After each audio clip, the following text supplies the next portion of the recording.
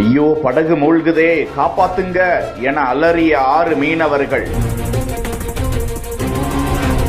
படகு மூழ்கிவிட்ட போது தத்தளித்த மீனவர்களை உயிரோடு மீட்ட காணொளி.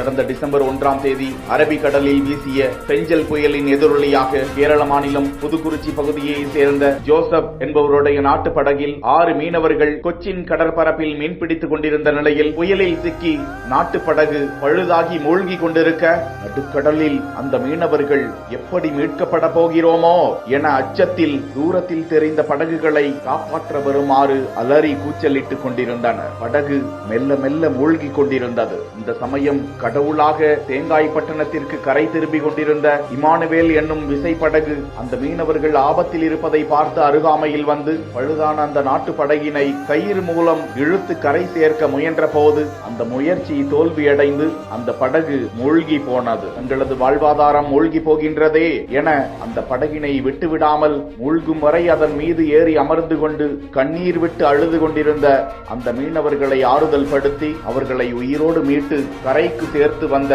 தேங்காய்பட்டணம் மீனவர்களுக்கு நன்றிகள் குவிந்து வருகின்றன.